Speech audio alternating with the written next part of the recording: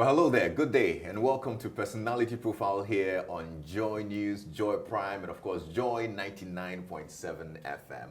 I'm Lexis Bill. I look forward to these conversations because we get to sit with amazing people who are doing great things for the continent and for Ghana as well. And today, I've got one very important guest in the seat. Yes, you'd love to know about his journey. A very colorful one, a very colorful journey. And he's a man that literally keeps us connected. I'll tell you how in just a little bit. But before that, tell a friend to tell a friend that Personality Profile is live now. And this is one of the conversations that they wouldn't want to miss, okay? Our videos are also streaming online. You can share it with your friends on your platforms and let them stay tuned in, okay? So let me tell you about my guest today. Like I said earlier, he's the man who literally keeps us connected. He's not just the CEO of the biggest telecommunications company in Ghana. He's the man steering over 28 million subscribers. Yeah, powering businesses, friendships, you know, and even those midnight calls that we love to make and say, hey, where are you? You know what I mean? Yeah, he's the man powering that from South Africa to Benin to Cameroon, Jamaica, and now Ghana. He's been everywhere, or should I say, everywhere you go. Yes, he's been everywhere the network bars take him. He's a seasoned telecoms leader, a strategist, and a man passionate about people, performance, and purpose.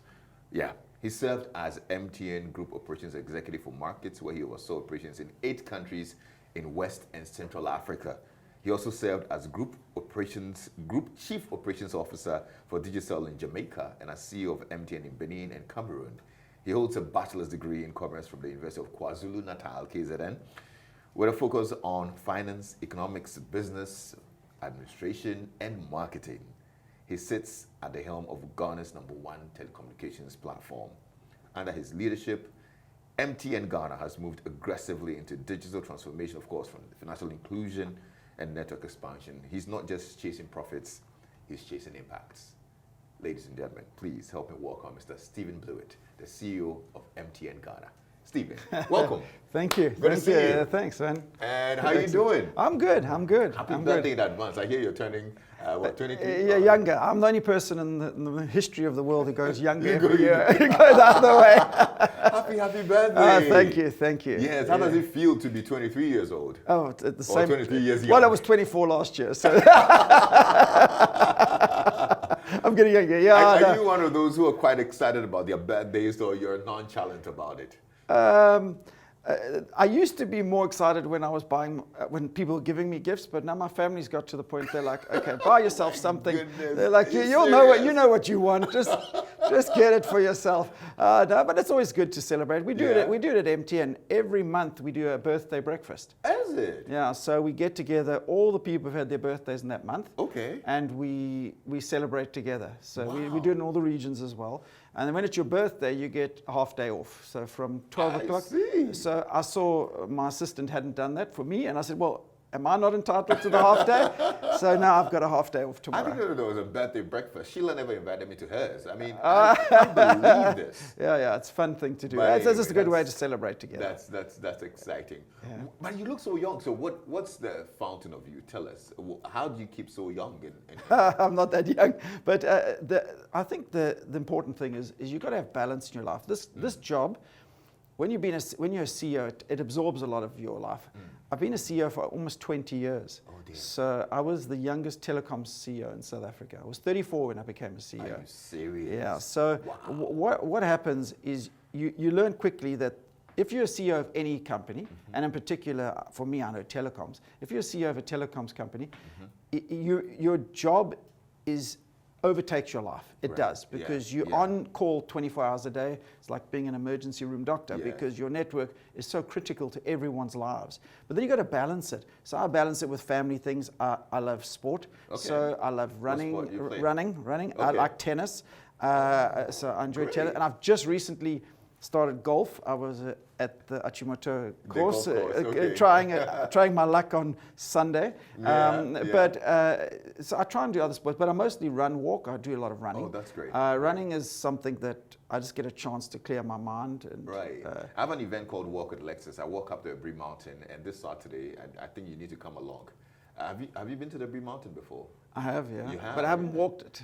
Oh, we need to walk it then. Yeah, I'm sure you'd enjoy it. Yeah, Very scenic views as well. Yeah. I like doing something. It's so funny because where I live, you get to see the same people walking. Okay, So these two older gentlemen that I see every single time running. Wow. And every time we meet each other, we greet each other. And then I decided we keep greeting each other as we pass. And then the last time I stopped and took my headset out and said, oh, we might as well just introduce ourselves since we keep passing each other. But it's part of the way keeping. I'm glad you love health and fitness. Yeah. That's one of my passion points as well, so I'm excited. And I play tennis too, so okay. we should play some. You look like you'll be better tennis than me, but yeah. I don't think so. We'll see. Find out at some point. We'll see. Yeah. Anyway, but congratulations. It's been a year and some change as CEO of MTN. Yeah. How's it been so far?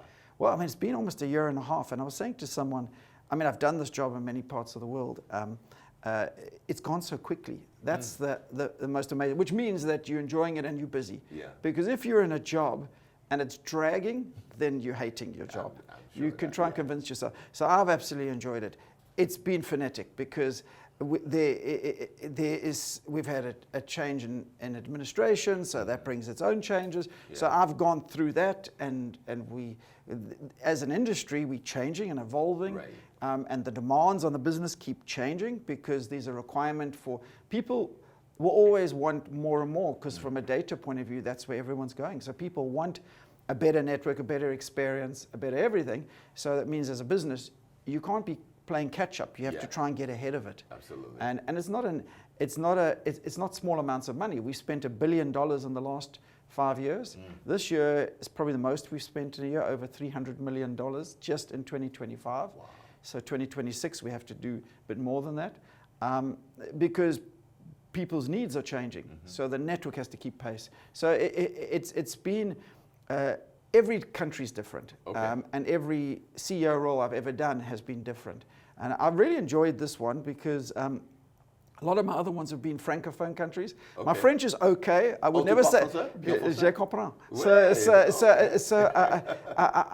it's okay. It's not fluent. Yeah. So I can understand. It's like with most languages. You understand first. It's speaking, I'm okay. Yes. But it's good to be in a place where I can actually communicate fully. Yes. And that helps a lot with your customers and your staff and everyone you work with. But beyond that, how has the Ghana market been different?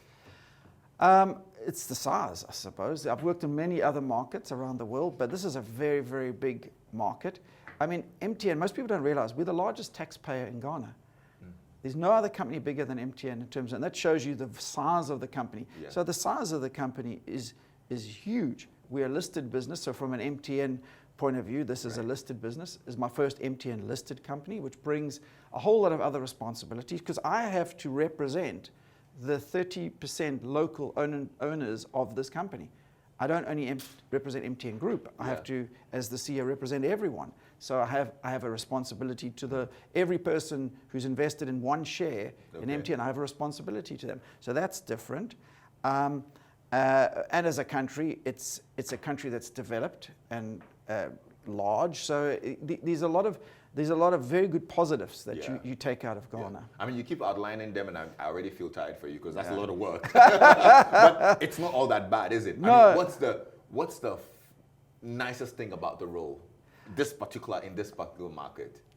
I think the nicest thing is about taking a business that's already successful and taking it to the next level. Salom did a really great job here, and him and I are good friends. And I think when you take over as a CEO, you stand on the shoulders of those who came before you. Right.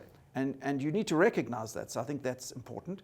And then when someone hands you the baton, you have to take it to the next level. Yeah. I'm actually reminded that last night I was watching the 4x400 when Botswana won the first African country. Shout out to Botswana. Yes, but that last leg is what made it. So it's the same as a CEO. Someone passes you the baton.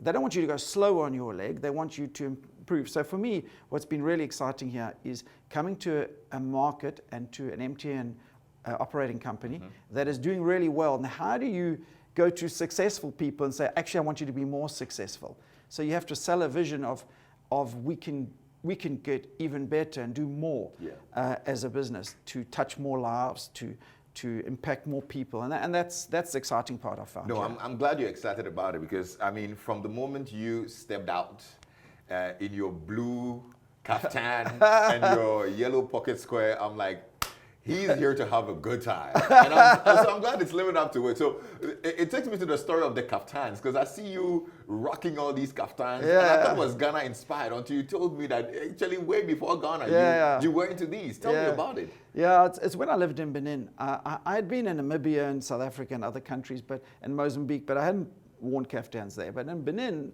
I got there and I started saying, this is ridiculous. It's hot. And no one else is wearing suits, so I'm not wearing a suit. And then I got, it looks good. If you get a good tailor, it looks good. It looks smart. It's practical. And so I started wearing it in Benin. And then from then onwards, I just carried on wearing it. So it's something I enjoy doing. Anyway, now let's talk about MTN Ghana. It's been quite reliable for a lot of Ghanaians, including myself. So much so that all my other networks are ported to MTN. Oh, good. Yeah, because it's quite reliable. So what do you think underpins the success of MTN? It's our people. We have amazing people here. In MTN Ghana, in fact, I have to look after the people in terms of their wellness because they get exhausted. They'll just keep going and going and going. No matter what I ask of anyone in this organization, people will always step up. They'll say, I can do it. And I don't think there's a single time I've ever spoken to someone and said, we need to up our game here or do this, that someone says, I'm not going to do that. They always say, we'll do it. And that's what's underpinned the success. Because I believe that everyone who works at MTN Ghana we have this ethos that we work towards, that everyone deserves the benefits of a modern connected life. So we don't want to leave anyone behind. Right. And I really believe MTNers believe in that. And that's what drives them every day. That's great. And how's MTN Ghana doing in comparison to the other MTN brands across Africa? Well, we are doing well. For us, in the MTN group, there is this levels. So these like tier 1s, tier 2s, tier 3s. And the tier 1s are your Nigerias, your South Africa. And we are definitely doing very well to catch South Africa, and which gives me great joy. That's good. That's good. But in terms of MTN, the big three actually are MTN Nigeria, MTN Ghana, and MTN South Africa. Okay. And so we are a significantly important part of MTN Group. So when our group CEO was here recently, and when he does results, he talks about Ghana, which it always gives us a sense of pride for our country to hear it. Well, that's good. You've led Telecom's business across several African countries, so you know the terrain pretty well. Yeah. Personally, as a leader, if you look back, what would you say are the defining milestones in your career? I would say the defining milestones were, there was a couple of milestones for me. The one was my first CEO role. Okay. At 34. At 34. Yeah. The person who put me in there was a listed group, and they put me in this telecoms role as CEO. And frankly, I was too young to be at that stage because I had never done an executive role. So I went from a general management role. I skipped executive straight to CEO. And that was defining for me because I remember first day I came into the office, my entire board and so my entire executive team was in their mid-50s. So I was 20 years, everyone's junior. Wow. And I walked in and I thought, they're going to find out I don't know what I'm doing. It's that imposter syndrome. By the way, I still have that to this day. People wouldn't believe that. But I don't think it's a bad thing to think that, hey, you need to keep working. Otherwise, you think, oh, I've got this under control. But anyhow, there I really felt it. And that was defining for me because I thought, well, I've never done this. And suddenly I've got board packs, and I haven't even sat in a board meeting, and I'm getting board packs to read. Yeah. But what I was defining is I asked the group CEO of that company, why did you put me in that job? And he said something interesting to me. He said, I saw potential in you that you yet hadn't identified. And because I said I wouldn't have put a 34 years old, unexperienced person in there. Yeah. But I learned. I struggled. I honestly struggled. What was the biggest challenge? Did you have to deal with that ageism? Oh, that was a big problem. Is it? Because they didn't want to listen to me. I hadn't come from that business. I came from outside, and I'm 20 years their junior. So you can imagine this 34-year-olds telling 50-year-olds, which is my age now, Yeah. hey, I'll tell you how we're going to run the company. And I made mistakes. I remember coming in day one and doing a presentation to them on day one of what we're going to do. But I learned. So I hit my head, made mistakes. But after about 2 years, but that was defining for me, because then I learned about, okay, you may have doubts, you may have fears, but sometimes being thrown in the deep end will be good for you. You may suck in a bit of water, but you're going to eventually swim. And so that was really defining for me in that role. This is turning out to be a masterclass, and I've already got my first point. When put in a CEO role, never do a presentation on your first day. Even if they've taught you in the MBA class, don't do it. Don't do it. Don't do it. So I look back and cringe at that now. But that was really defining for me. And I was in that company for 7 years. Wow. In that role? In that role as the CEO for 7 years. And it was really, that was one of the highlights for me. Yeah. I received, they got 40,000 employees in that group, and I received the award for the employee of the group. What was even more meaningful, I've got a picture of it, is... I would love to see that. You should share that with us, because I need to let the viewers see that picture. Well, the interesting thing, who handed the award to me. So they had a big award ceremony, and they have a special guest every year when they do this ceremony. The first thing is I wasn't expecting to get this award. No one told me. So that company wore suits, and I had my jacket hanging on the side because it was too uncomfortable. Yeah. So they announced me, and I had to rush to the camera went on me, and then I ran in the opposite direction because I was trying to get my jacket.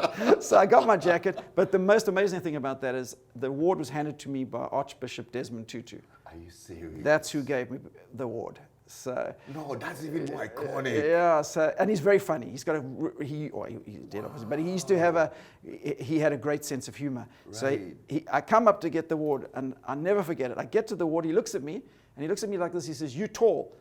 So I said, "Well, you short," and he starts laughing. But he had a great sense of humor. No, so there's a picture of him and I together giving that award. No, I'm so jealous of you, because just a couple months ago I was at his museum in Cape Town. Oh, right. To learn a bit more about him. And amazing guy. Amazing guy. That's nice. Because he did the Truth and Reconciliation Commission as well. So, but very, very cool guy. I got to talk to him a bit afterwards. But yeah, so that was defining for me. Then through your career you have different defining roles. I think moving into a francophone country in Benin as the CEO of MTN, that was my first MTN role. Okay. That was defining because also I didn't speak French. I'd never spoken a word of French.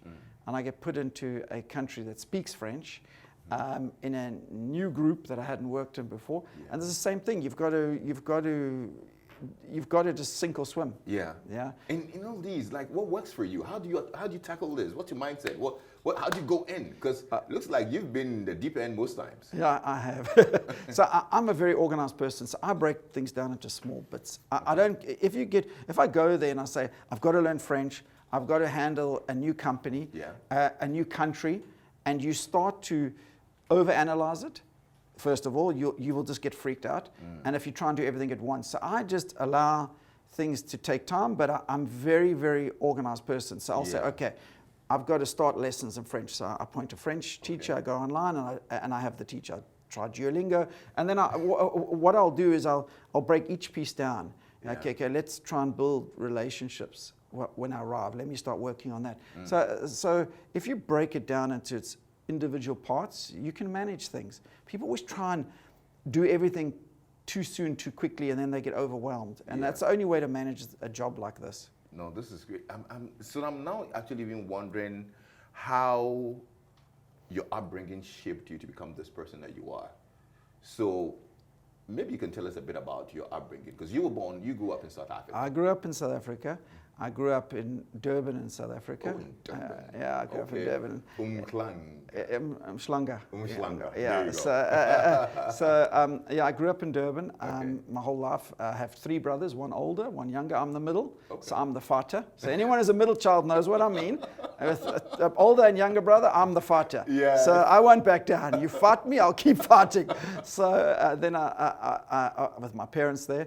My father had his own small, and he taught us a lot. He started a small company from our garage doing manufacturing and sharpening of saws and blades for the wood industry and chocolate factories and all types. And he started then, and it grew it into a medium-sized business. We used to go on our holidays and work there. I used to sit there with a bandsaw and a machine gun, bzz, bzz, sharpening the saws. That's what I did in my holidays. Right. That's where we worked.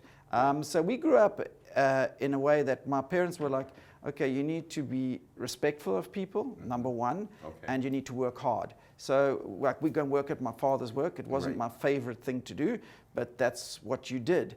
And that you know, and I can see a lot of that in Ghana, because you know we call people uncle and about respect, about your elders and your parents. I never forget a story which will kind of resonate with people in Ghana, will understand this. Okay. When I was the CEO of the company in South Africa, I was traveling in Durban. I had a relatively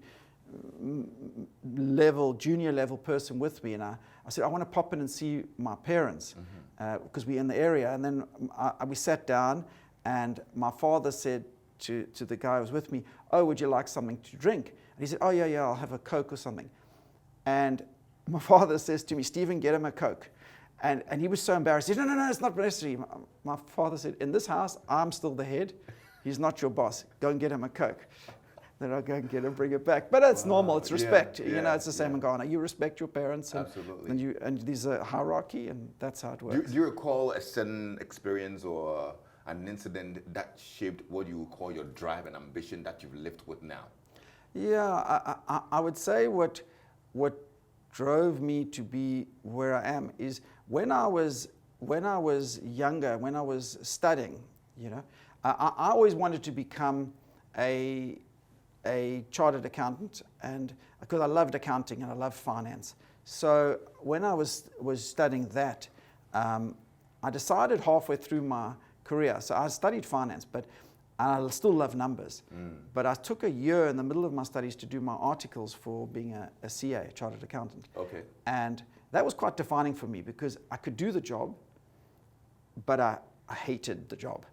I absolutely hated it. I did it for a year in Cape Town, which is a nice place to work. Yeah. And then I actually had to come back, and that's why the marketing and the majors changed, because I did marketing. I added marketing because I thought, you know, I'm not sure I can sit as a financial person every day of my life doing this job. And that was really defining for me, because I had to make, in the middle of my studies, make a career decision, because up to that point, I'd never considered any other job. Really? Yeah, because I'd been very good at school in accounting, and so I didn't see anything else. So that was really, and I'm glad I did it, because if I had finished the degree and then did the honors and then did the articles, I'm like, oh my boy. Yeah. And it was really tough for me to make that decision, because I knew if I didn't make it then, I would have a problem. And I've had to do that twice in my life. The second time was when I started my career working for Shell. I worked for Shell Oil for about 6 years. In Mozambique, and then in South Africa, and in Joburg and Cape Town. Yeah. And I had a good career in Shell. But the same thing, one day I was sitting there and looking, what's this cell phone story coming here? I was like, oh, that looks interesting. I like technology, I love new things. Either I keep on my career in oil and gas, or I make a decision. So I had to go 2 levels down from Shell to get into the telecoms industry. And that was very defining. So was it a pull or a push? It was a pull from the interest in telecoms. I just started looking for a job in telecoms. I specifically wanted to be in telecoms, because I thought, you know. What was it then? What exactly was the pull?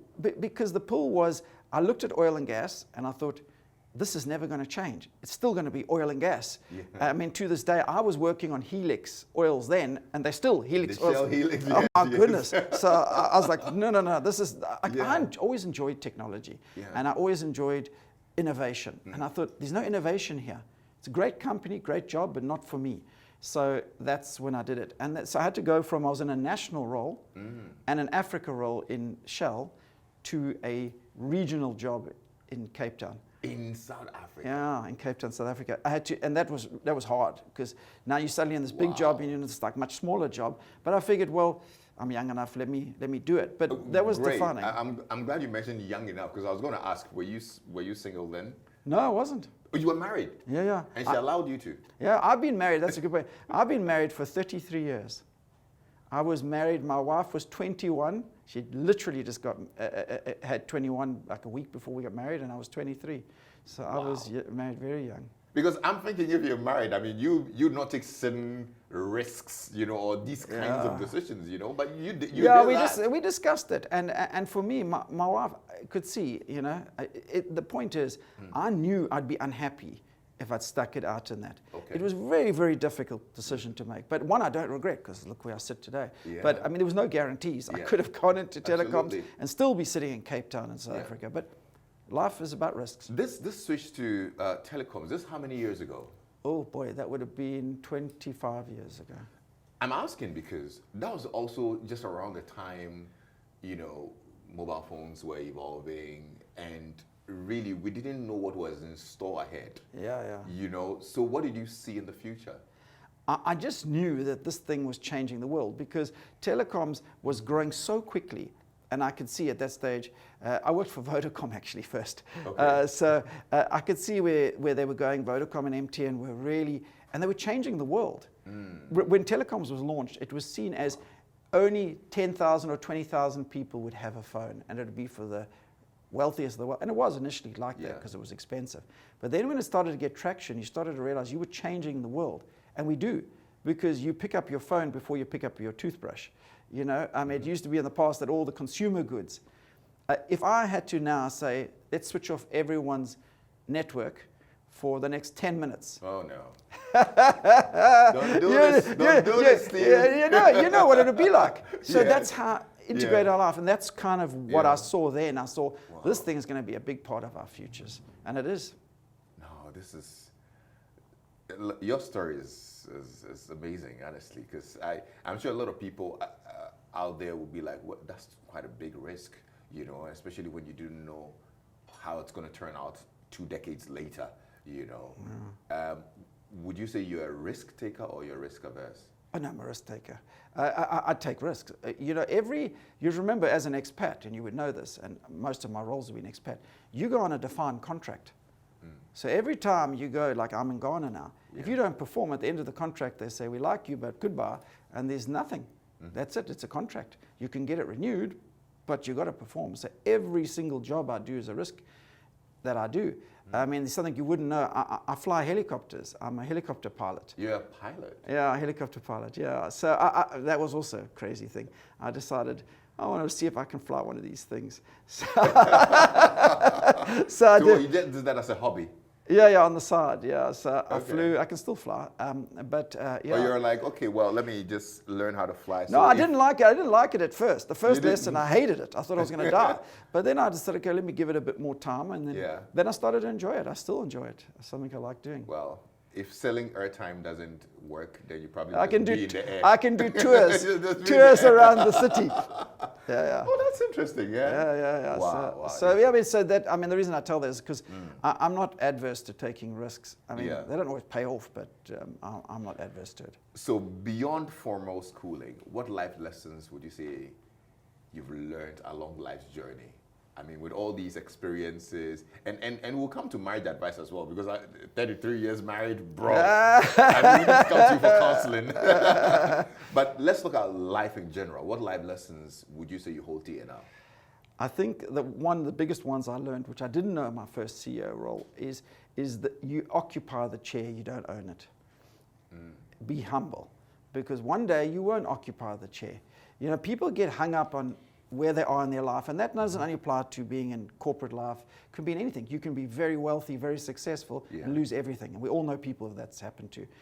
I think that everything you do, you need to have a level of humility to say, okay, I'm here at this moment and this time. My faith is very important to me. I'm a Christian, and it's very important to me. So that guides a lot of what I do. And I always look at it and say,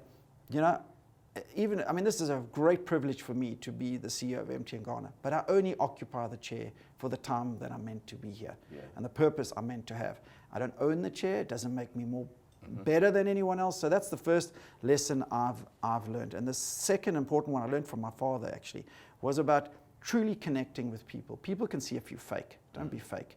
But people are what do what you need. So if you want to achieve success and you don't have the people with you, you're never going to do it. Whether it's your family, whether it's your friends, whether it's your colleagues, you've got to invest time in truly connecting with people, because that's how you achieve success. So when I have to talk to my team and ask them to go harder and do more, if they're not on my side, they'll give me lip service, but they won't give me their minds and hearts. And you have to win over people's minds and hearts. If you don't, no matter what you're trying to do, you'll never succeed. And those two things are important to me. The humility. I told you guys this is a masterclass, right? Yeah, my sheet is getting filled up. Seriously, then this is a good one. Now, you've worked in South Africa, Jamaica, Benin. I mean, different markets, different cultures. How do you adapt your leadership style to all these different settings that you find yourself in? Do you know what the important thing is? When I come to any new country like Ghana, it's about opening yourself up to who you meet and the country and the experiences. Right.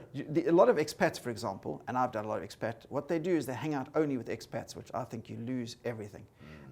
You don't get to experience a true culture. You don't get to know what it's about unless you get to know people. So a lot of my friends in Ghana are Ghanaians, and the first thing I do to go to country is do that, connect with people from the country, and then what you've got to do is you've got to understand that the way your brain is wired and the way you think is irrelevant. You're a guest in someone else's country, so the best thing to do is learn about that country's cultures and the way that country behaves and the way things operate. And that's the mistake a lot of people make. They'll come with, for example, a South African-centric mindset to another country and say, this is how we do it. And people go like, actually, not so much, no. And that's what I do. I actually enjoy the thrill of it. I love learning and going to a new country, because when I've worked in a country, if you take me to, say, Cameroon or Benin, or even when I was in Cote d'Ivoire or Jamaica, in Kingston, I wasn't a holiday maker. I lived there. So if you're in Jamaica, I will tell you the great restaurants to go to. If you're in Ocherias, I will tell you the best place to get oxtail. There's a very good place there. But one more, St. Catherine. Yeah. So all of those, all of the places you go to, it's like that. When we were in Benin a few weeks ago, same thing. And so if you open yourself up, you learn and you absorb. So leadership at this scale can be quite demanding, I'm sure. Yeah. Of you and your time for your family as well. So how do you maintain balance with that? It's difficult, I won't lie. But if your family needs to be understanding, because I've always said to my family that when you're a CEO of a large organization, it absorbs your time. I mean, weekends, evenings, because you're having meetings with people and you're busy. So they need to understand that you are absorbed by your job, because it's the nature of the job. I always say to people, everyone wants a job. I always say when we had new people who join here, there's two things I say to new joiners. Two questions, by the way. I ask them, where do you want to be one day? Because if you're not clear, then there's no way I can help you. And secondly, which is something my dad taught me, is read the price tag. Every single position, job has a price tag. Everyone looks at the rewards, the trappings, the nice clothes, the nice cars. They don't read the price tag. So for me, I'm pragmatic. My family is as well. The price tag is you, the CEO of a very large organization. It's going to dominate your time. So sometimes at family dinners, you're going to be taking calls. Sometimes you're not going to be able to make certain sporting events or do things when my kids were younger. That's the price tag. If you don't like the price tag, don't take the job. You can't take the reward and say, I don't like the price tag. So I always say to people, read the price tag. It comes together. They come together. It's the other side. Yeah. When you're buying something, you bring them nice clothes, you look at, it's got cotton, it's got linen. Then you turn over, and it's not a piano, and it's like 4,000 euros for the golf shirt. But that's the fact. If you like it, that's the cost. So I believe that's important, and my family understands that. Okay. Now let's talk about your personal values as well. What values, principles guide your decision as a leader, your decisions as a leader? My number one, and I said it the first day I arrived here, and it's probably guides everything, is be authentic. I always say to people, I'll be authentic with you. So authentic means sometimes you won't like what I'm saying. I'll say to you, look, this is not good, or this is not working. I'm going to tell you. but you respectfully, you tell people things, but I'll be always authentic with people. That's my number one guiding principle. And my others, like I said, is I don't hide the fact that my faith guides me, and that is something that's very important in my life. You wouldn't know this either. I have published a Christian book and 2 non-Christian books. So I've written 3 books, published 3 books. What are they called? The first one was a business book. I was lecturing part-time, and I wrote a book called Practical Sales and Marketing for South African Business.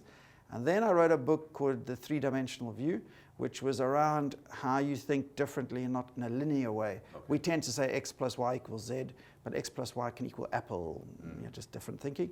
And then the Christian one was called Beyond the Line. That's the last one I published. So I don't have much time to write books anymore, but anyhow, I did do that. But so my faith does guide who I am, and I think that has been a big part of my success. Can you share a moment where things didn't go as planned? You probably had, it's not been all rosy. No. There had been moments where you're like, nah, this is not working. And how did you turn it around? Yeah, I've had many of those examples. I had an example, and I won't mention the company, where I was so positive about a new product that we were going to launch. And I was the one driving this thing. And I heard a few people say, are you sure this is going to work? But I was 100% convinced. But I'm not risk averse. So I'm like, let's go for it. Yeah. And we went for it. And I couldn't understand why the market didn't respond. Because in my mind, this was too good to be true. That was the problem. It was too good to be true. Too good to be true. Okay. So everyone was like, no, it can't be real. I'm like, no, it is real. And I tried everything. And so we had to roll it back, and I had to eat a lot of humble pie and say, but I couldn't, because I couldn't believe that people would look at something and say it's too good to be true. Yeah. But that's exactly. And no matter what we did in advertising, it didn't work.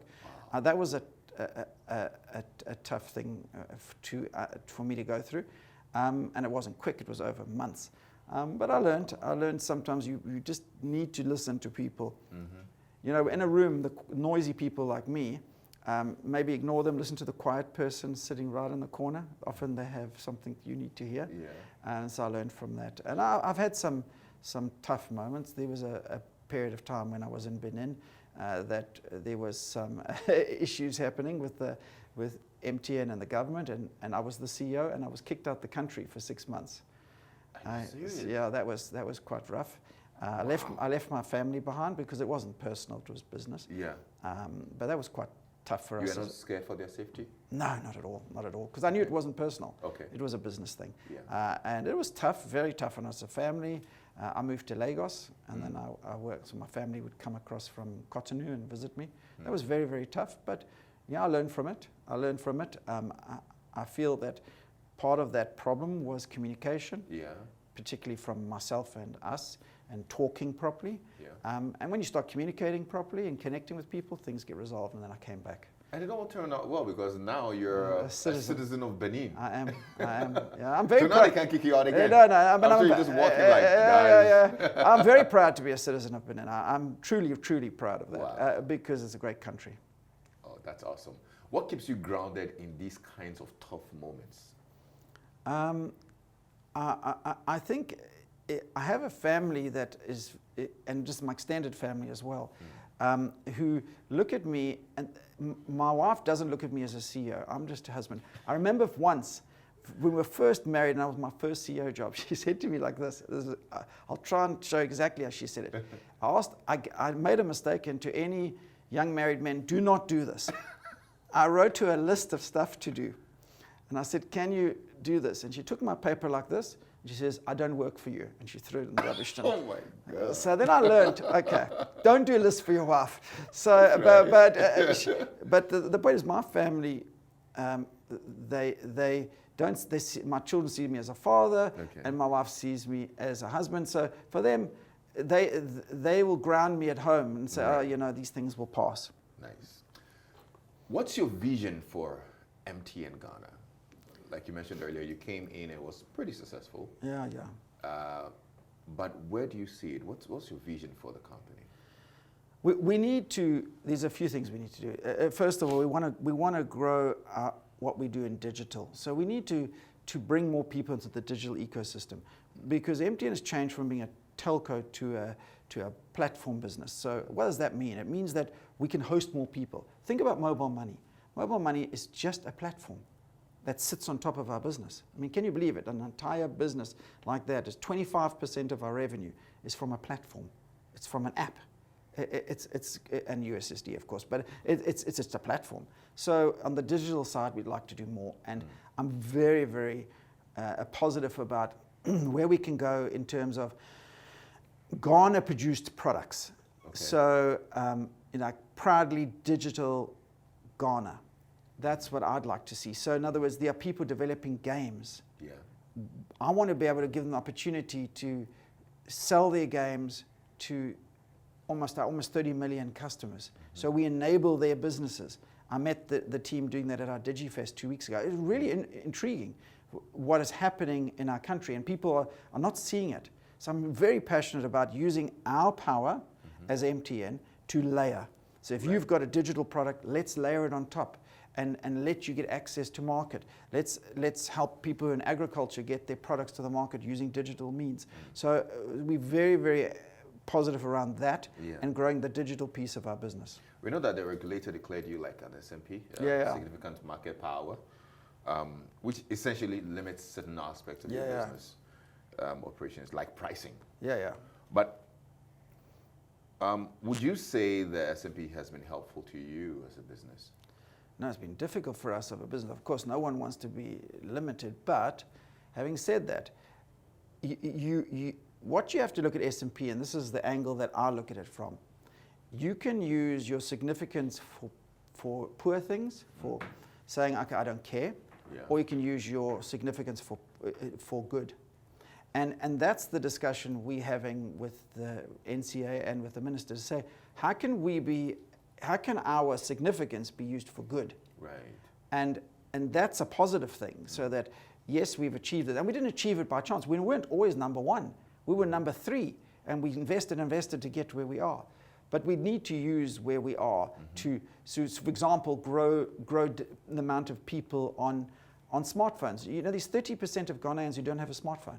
So they're being left behind. So how do we get more people to be able to use data products? How do we get more people access to digital? So our role, the way I view it, is you become less of a threat of an SMP if you're working for the agenda of the country. How do you see the telecom space over the next, let's say, 3 to 5 years? I think it's going to evolve from where it is now, where everyone's focusing on the network and the size of your network, and into, as I said, the layering upon it, and how you develop. If you think about, look at Meta, Facebook. That's just built on the top of a network. If there were no networks, there'd be no Facebook or Meta. So I think that's where things are going to go, that with AI coming in now, people, AI can help you code. So, and the government's doing the million coders, and we're investing in that as well. With more people being able to code, there's going to be a lot more things developed in the digital space that can layer on top of it. And I think that's where the growth's going to come. Right. Definitely. let's talk 5G now. Do you think Ghana is approaching it the right way? I think we've got a long way to go in 5G. I think it's unfortunate that it's taken a while for us to get there, but I think you have to think it through properly. Right. And I think once we have a full roll of 5G, it'll make an impact in everyone's lives. But it's important to understand that in terms of the number of devices, there's only 1 million devices that can use 5G as we currently sit. But 5G as a technology is important for expansion of our economy. But we have a lot of people still sitting on 3G. They have to move up to 4G. Yeah. And so that step has to happen, but it doesn't mean 5G shouldn't come. Yeah. And it will.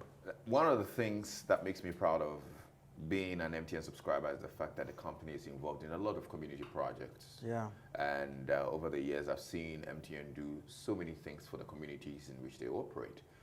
How important is that to you, and do you think there's more that MTN can do in that aspect as well? Yeah, we do a lot through our MTN Foundation, and it's very important to me, because when you go and you make a difference to people using, especially digital means, we do robotics labs, and we do a lot in science and technology. We did an agricultural project where you could use your phone to manage things. I think it's really important. It's something that we'll continue to focus on because I think through that we give people an understanding of truly what technology can do for you. And what I specifically enjoy is when we go into rural areas where people maybe haven't been touched by technology, and then you truly show them what technology can mean to them beyond just a phone call or a message. I mean, these amazing, amazing products. I saw a young guy the other day did a presentation to us. He's developed a product that uses local language, Twi and others, that people who maybe can't read and write, they can actually get the phone to talk to them in their own language. Oh, wow. It's very cool, locally developed. I was so blown away. And that is the kind of thing that excites me. And I think touching lives in those areas will make a significant difference to our country. Look, obviously there's a lot to learn from you. I'm sure a lot of young people would find this conversation very valuable. I don't know, what does mentorship mean to you? Have you been able to engage young people or professionals over the years? Is it a thing that you're passionate about? I am passionate about that, very much at this moment. So I did an address at UG about a year ago, and it was interesting because of young people, and I enjoy that. I enjoy having the back and forward. We did a recent one downstairs. I enjoy the dialogue as opposed to me just preaching and teaching. I like the back and forward because then young people will ask you what they think, and they're very, and this generation coming up have got no filter. They will just ask you straight out if they like something or don't like it, and I like that. I like that a lot. I think I've got to the stage in my career where that part gives me great personal pleasure to do that. I've actually I'm just on a coaching journey at the moment with Brown University studying that at the moment. Oh, nice. So I've got an 8-month program to be certified as a coach for this very reason. So that, because I felt that, I'm not a professional coach, so people were asking me things and I was like, okay, am I doing this right or wrong? So I might as well go to a good university and learn. So that's what I'm doing. So I'll be your first client. Yeah, no problem. No problem. There are a lot of young Ghanaians who are listening to you right now. For this particular part of it, I would want you to speak to the camera. Sure. If you have any advice for young people who are listening to you, who want to become future leaders, want to attain the heights that you've attained, what would you tell them? I'll look there and tell them. The first thing I would say to young Ghanaians is this: never give up. You are going to fail. I've failed. I've made mistakes in my career, but dust yourself off. Get up. Go forward.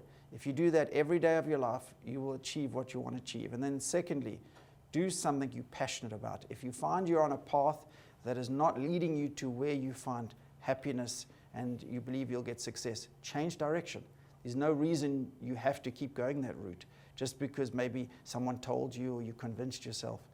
Be able to change route and go in a different direction if you feel what you're doing is not working. And if you do that, you can achieve, more importantly than not just success, which comes with financial success and things, you actually achieve true happiness. And for me, I love what I do. So that gives me the greatest happiness. I'd also enjoy all the financial gains, but I love what I do, and that makes me happy. Right, that's great. No, that's a good one. And I like that you threw in you love the financial gains. What do you spend your money on? Watches. Are you serious? And this is not expensive. I've got lots of watches. I love watches. I see. Oh, yeah. What's your favorite piece?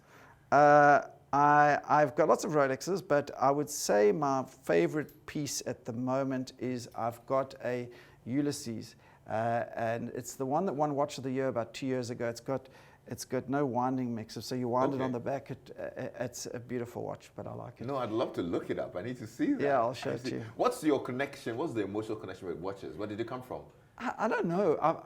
As long as I can remember, I always wear a watch. So I couldn't bring myself to wear an Apple Watch. I just can't. I just can't. But so I just always liked it. And then my wife has got to the point she says, "Stop buying watches." So but I love watches. How many do you think you have now in your?